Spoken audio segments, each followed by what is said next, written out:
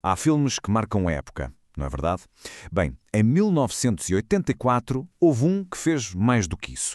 Quebrou completamente as regras e os recordes do cinema português. Hoje vamos mergulhar a fundo neste thriller O Lugar do Morto, um verdadeiro fenómeno cultural que nos diz imenso sobre o seu tempo. 270 mil. Vamos começar com este número. 270 mil espectadores. Pensem bem. Para um filme português, em 1984, isto não era só um número grande, era astronómico. Estamos a falar de um blockbuster a uma escala que, sinceramente, quase nunca se via por cá. E o mais impressionante de tudo é que este recorde durou, imaginem, 26 anos. O que nos leva à pergunta central de tudo isto. O que é que fez de O Lugar do Morto um fenómeno assim tão duradouro? O que é que este filme tinha de tão especial? É precisamente esse o quebra-cabeças que vamos tentar resolver. Então, para começar a desvendar isto, vamos à primeira camada da história. Falemos do seu sucesso comercial, que foi algo, bem, sem precedentes para a altura. E os dados estão aqui bem claros. O filme de António Pedro Vasconcelos não foi só um sucesso de bilheteiras, foi muito mais que isso. Foi um verdadeiro marco. Pensem nisto. Manter-se no topo como o filme português mais visto durante mais de um quarto de século. Isso só acontece quando se toca num nevo cultural muito, muito específico. Mas para se perceber bem a dimensão disto, temos de recuar e olhar para o contexto. Como é que era o cinema português na altura? A percepção geral era que oscilava entre dois extremos. Ou era demasiado banal, ou então era demasiado pretencioso, demasiado intelectual. Sentia-se que faltava ali qualquer coisa no meio. E foi exatamente aí, nesse vazio, que O Lugar do Morto entra em cena. A fórmula do filme foi uma autêntica lufada de ar fresco para o público. E vamos perceber exatamente porquê. Vejam bem, a grande diferença, e este é o ponto-chave, foi esta. Enquanto muito do cinema que se fazia na época parecia negligenciar a narrativa, O Lugar do Morto fez o oposto. Colocou a história, assim, entre aspas, no centro de tudo. Era um thriller clássico focado no enredo, na trama, e o público, claro, respondeu em força. E a receita? Bem, a receita era puramente Hitchcockiana. Tinha de tudo.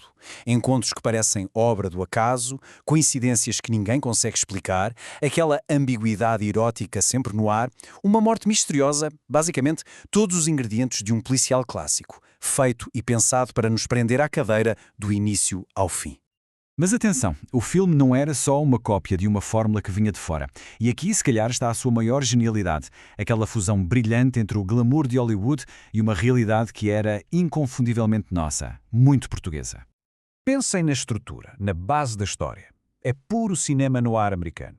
É quase como se pudéssemos fechar os olhos e imaginar a cena.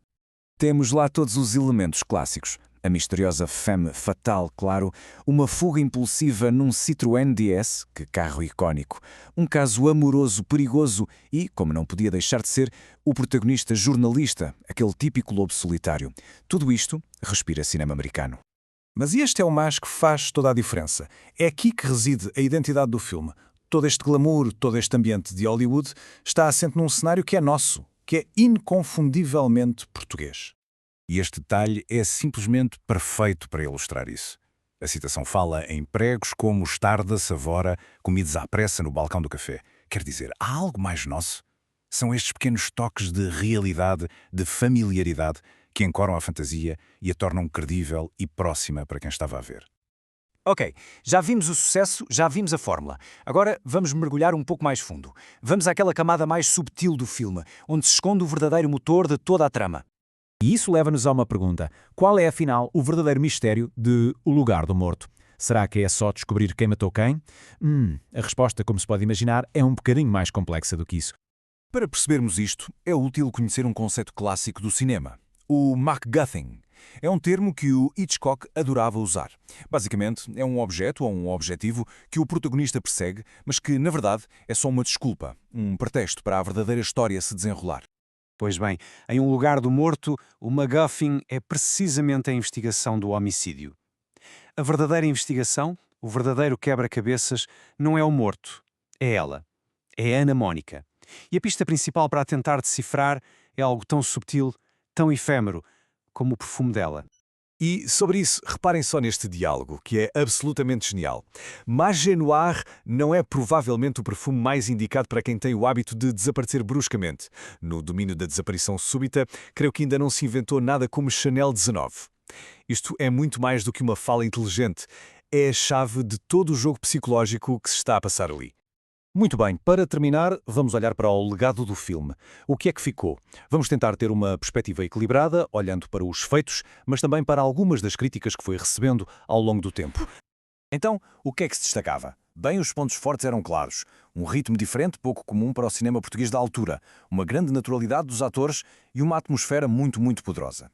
E as críticas? Também existiram. Apontava-se que alguns subenredos não eram muito desenvolvidos, que havia momentos um pouco previsíveis e que os protagonistas, apesar de serem ótimos atores, não eram estrelas de cinema naquele sentido clássico, americano, que o próprio filme parecia invocar. E é aqui que chegamos ao grande paradoxo de O Lugar do Morto. Apesar de ter tido este sucesso estrondoso, este estilo de cinema de género, popular, focado na história, nunca mais foi verdadeiramente explorado ou continuado em Portugal. Ficou ali, como um caso quase isolado. O que nos deixa, no fundo, com esta pergunta a pairar no ar. Será que O Lugar do Morto foi um vislumbre de um caminho criativo e original para o nosso cinema? Um caminho que, por uma razão ou por outra, acabou por nunca ser percorrido?